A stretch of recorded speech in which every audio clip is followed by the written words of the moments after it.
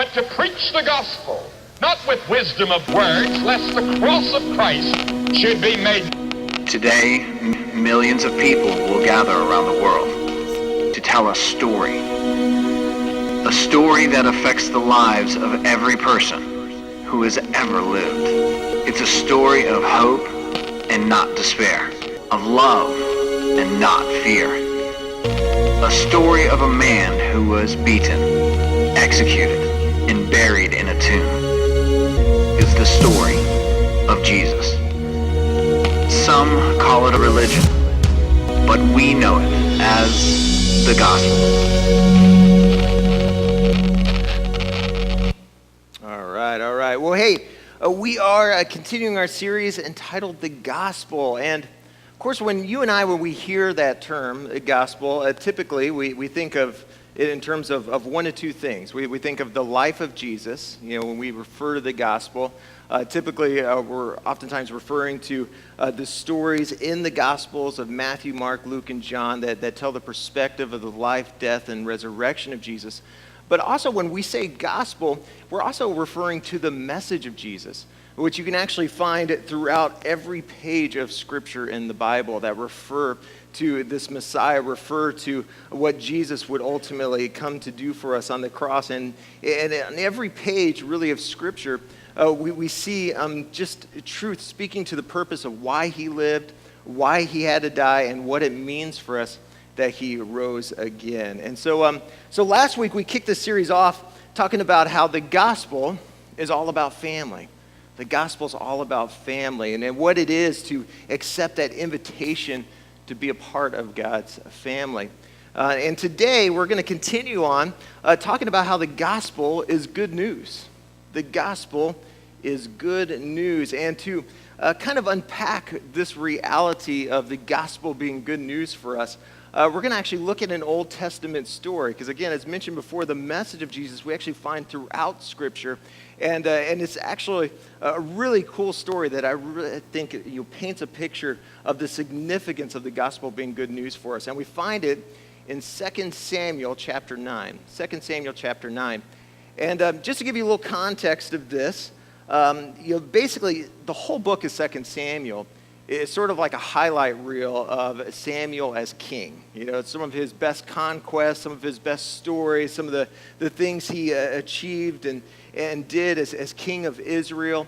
And just to kind of give you a little bit of a sense of a timeline, especially of where we catch up to this story in 2 Samuel 9, David, he's still pretty new as king of Israel, and he'd taken over from his predecessor, who was King Saul, who was the first king of Israel. And this is significant for you to know because before David, there was Saul, and then there was Jonathan, his son, who was supposed to be the heir apparent to take over for Saul to be king of Israel. And yet, in a tragic story, both Saul and his son Jonathan, they die in battle. And so as a result, David ends up taking on the throne. He ends up taking on the crown. And so this is where we catch up with the story, and you're going to see in just a little bit why that's significant for you to know. But 2 Samuel chapter 9, verses 2 through 3 says, "Now there was a servant of Saul's household named Ziba. They summoned him to appear before David, and the king said to him, 'Are you Ziba?' 'At your service,' he replied. The king asked, 'Is there no one still alive from the house of Saul to whom I can show God's kindness?'" God's kindness. Now, that word kindness there in the Hebrew is actually a word known as hesed. And hesed literally means loyal love. Loyal love. See, something you got to understand about David and Jonathan's relationship was they were like best of friends.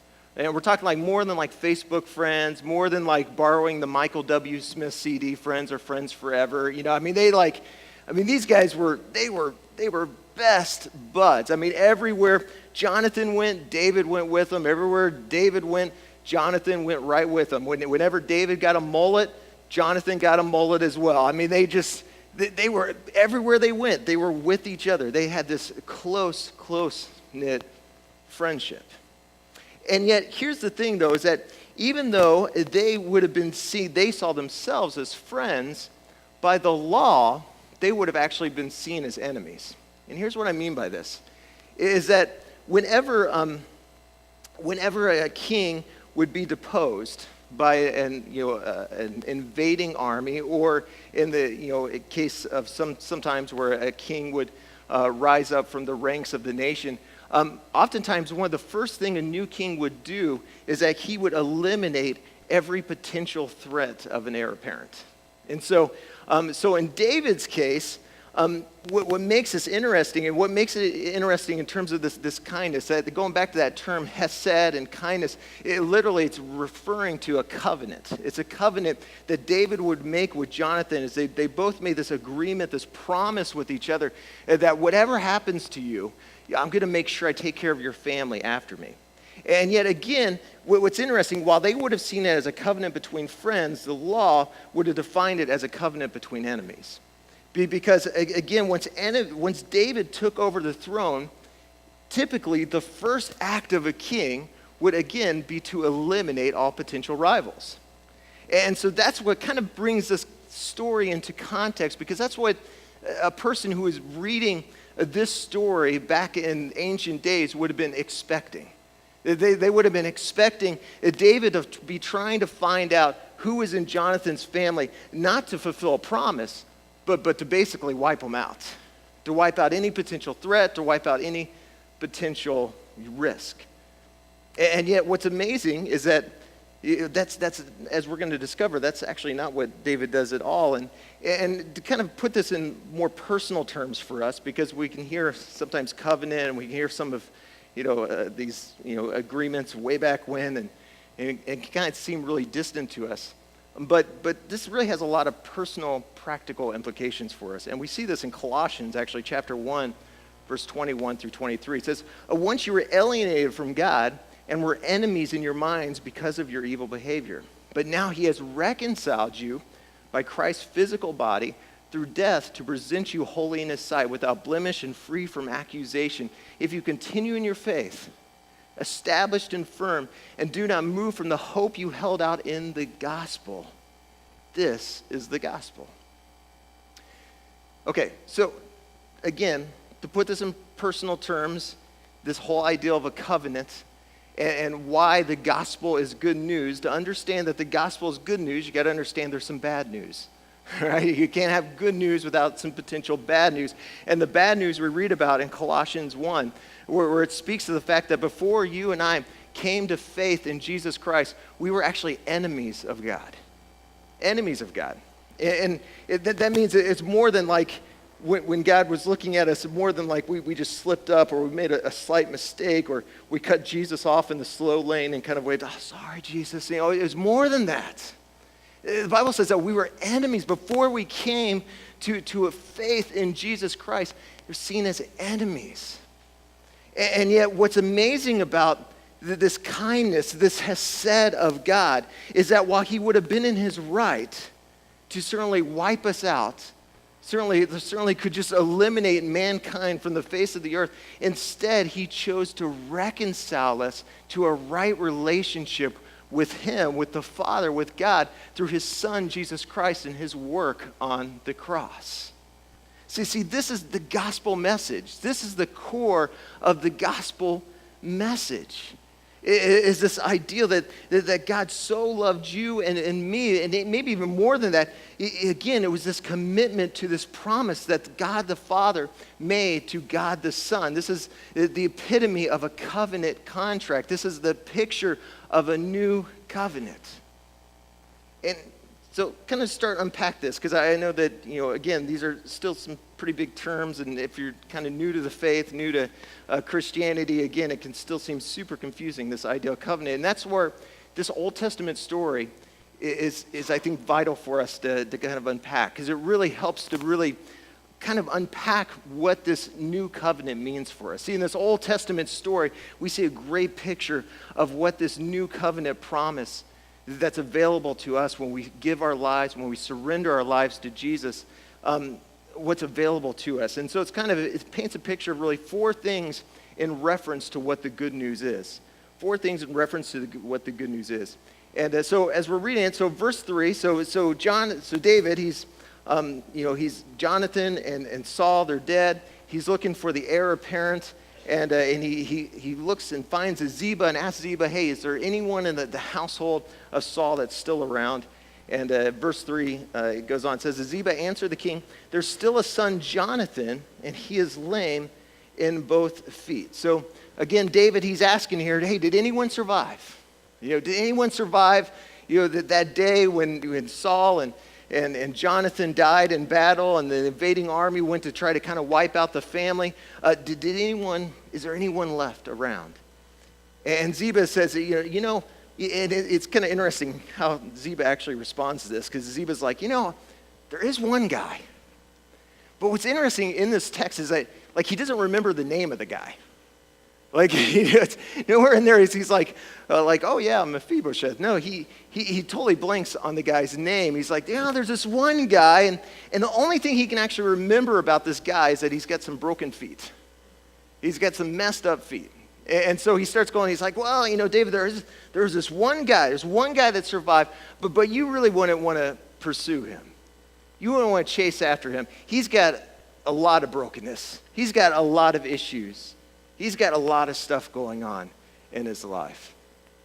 Isn't it interesting when you think about it, how easy it is for some people to remember our shame more than it is to remember our name? Like, have you ever experienced that in life? Like people were just like, oh yeah, that guy with the messed up feet, or oh yeah, that lady who came out of that divorce, or oh yeah, that pastor who just went off the deep end, or yeah, that person, that guy who was addicted to this and that. Again, that guy with the feet, right? It's so easy for us to sometimes remember a person's shame before we remember their name. And not just other people, but especially when it comes to our own lives, right? It can be so easy to forget who we are in Jesus, who we are because of his finished work on the cross, who the gospel says that we are as free and forgiven because of what he did for us on that cross. And yet instead, to make the lead story in our lives our shame, our pain, our hurt. But listen, the good news of the gospel is this. The good news of that new covenant that he made for us is that your pain does not define you. Your pain, whatever that pain is, no matter how deep it is, no matter how long lasting it is, it does not define you. It doesn't. And in fact, I love David's response to Ziba, who's like, oh, you wouldn't want to chase after this guy. This guy's got issue after issue. He's got brokenness. He's got shame. He's got stuff. And look at David's response. David's like, whoa. He goes, no, tell me where he is. In other words, I get that he's got some brokenness, but even though he's got some brokenness, he may be broken, he may be a broken son of the king, but he's still a son of the king. And listen, that's so true for your life as well.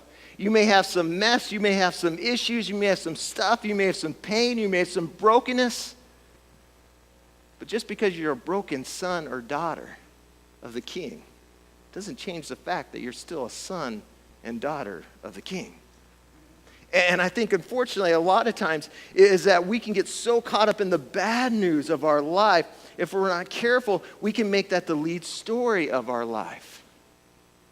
See, the interesting thing with Mephibosheth is that his story is really a tragic story, how he got the broken feet in the first place.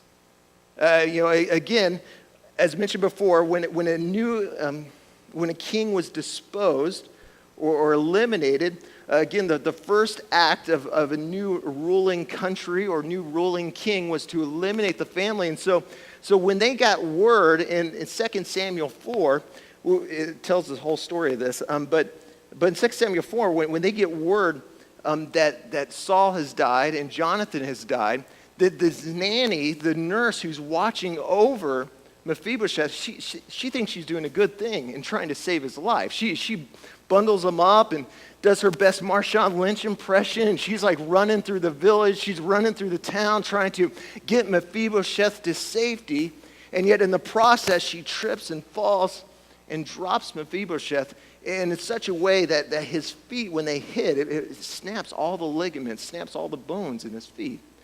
Now today we have doctors, we have hospitals we can run to, but they didn't have that kind of stuff then. I mean, this was a life sentence. You're two feet that would never work. He would never be able to really walk again. because of these feet. And listen, I share it with you because I wonder how many of our lives that we come in here, when we look at the baggage, when we look at the stuff in our life, kind of parallel Mephibosheth's life a little bit.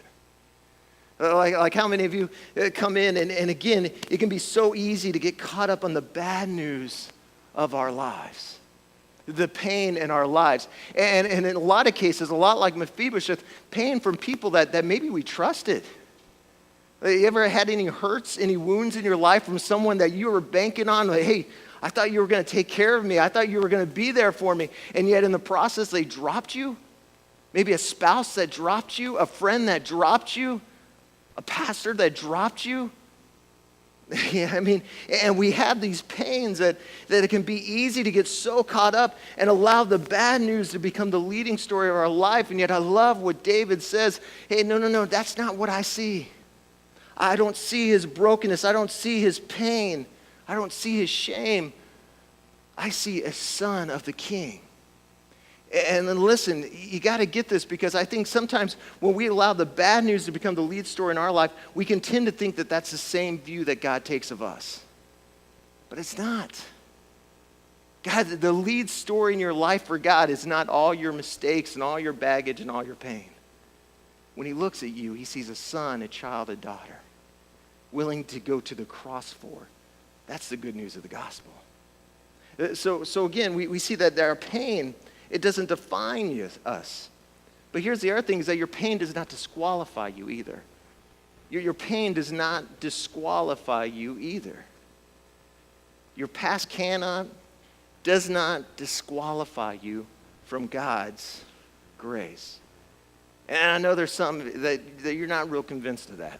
Let's be honest. Maybe you've said the statement like, man, and I hear plenty of words like, oh, preacher, I'd go to church, but man, you don't understand what I did. If I set foot in that building, the roof would collapse, lightning's gonna strike, the ground's gonna shake. Hey, listen, can I tell you, if you've had that view, don't you think it would have already happened by now? I mean, because let's be honest, are there more than a few of you that would admit that you get a little bit of mess in your life? That you've slipped up more than a few times? That you got some issues, you got some junk, and yet the roof is still up there for right now. No lightning. See, the point is that when it comes to God's grace, when it comes to his heart for you, again, you got to understand your past does not disqualify you. Each and every one of us, we've all got a past. We've all got junk. In fact, I like to think of Paul. I like how Paul phrases it. Paul, he was one of these religious giants. I mean, you talk about anybody who looked like the perfect church guy, who seemed like he had his act all together, knew all the scriptures, knew all the law. And he in the New Testament, he sits there and says, hey, look, I'm the chief of all sinners. Hey, you want to talk about a mess. You want to talk about issues. Hey, just look at my life. I've got plenty of stuff where I've missed the mark. And yet the beauty of the gospel message is it reminds us that it doesn't matter what you've done. It doesn't matter what happened last night. It doesn't matter what you did and who you did it with. It cannot disqualify you from God's grace and mercy and plan for you when you surrender your life to him. When when your life is, where you've made Jesus the center of your life, when you put him first, when you surrendered your life to him, listen, there's nothing that can disqualify you from his love, from his grace. There's nothing you can do that could ever make him love you any more or any less than he does right now. And again, this is illustrated in this story here with Mephibosheth. Again, I love David's response because, see, back then in ancient times, if you had a disability of any type, in fact, and what makes David's response especially so incredible in this story is that royalty, especially, like when they would pass on the streets, if you saw anyone with any kind of physical disability, they were supposed to turn away, not even make eye contact with that person. And of course, now we would think, oh man, obviously how horrible that is today, and we would never even think of it in terms like that. But back then, disability was seen as a huge shame. And yet here's what David's response, because Ziba, when he's telling him, hey, listen, I'm telling you, this guy's got a disability. This guy's got broken feet. This guy, he's got some mess. He's got some issues in his life. What Ziba was basically saying is that, hey, David, I realize you got some good intentions. You got good heart behind this, but don't waste your time. This guy, his past, his issues disqualify him from being a child of God, of the king, certainly. And yet, look what David says. Verse 7 says, don't be afraid, David says to him, for I will surely show you kindness for the sake of your father Jonathan.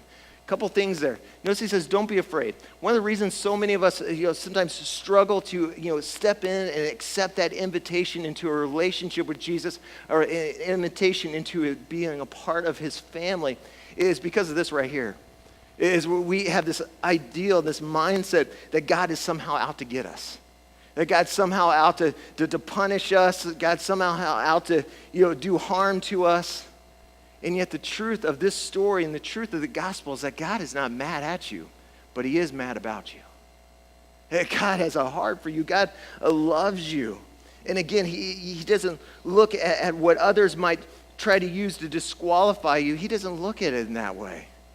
When he sees you, he sees a hope, he sees a future, he sees